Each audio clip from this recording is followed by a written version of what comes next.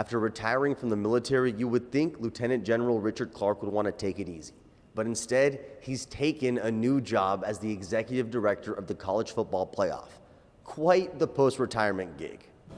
In the military, every day that I woke up, I thought about preparing for war and getting ready for that next war. Something that we hoped wouldn't happen, but that we had to be ready for. And when it did, if it did happen, the worst days in America. Now, every day that I get up, I think about college football and the best days in America and preparing for that and getting ready for that. In both cases, it's something that's very important, something that impacts people's lives, something that America really cares about. And honestly, in both cases, I'm honored to be a part of it and honored to serve something bigger. And while some fans are concerned about the expanded CFP, Clark's ready for the competition it'll inspire.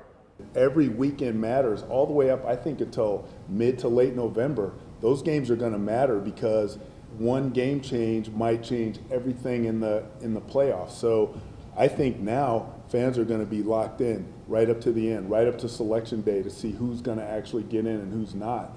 And to your point, one game doesn't knock you out.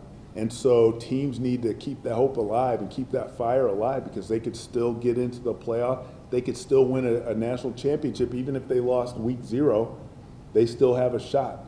And while a lot has been made of the conference realignments, as far as the college football playoff is concerned, you win, you get in. Teams are making these choices and conference are making the choices very, wide-eyed. They know what they're getting into. But it's going to change their schedule. It's going to change their record. It's going to change the strength of their schedule. But in the end, we're going to be ranking teams regardless of what conference they're in. It doesn't matter. If they're the best of the teams in the FBS, then they're going to be ranked accordingly.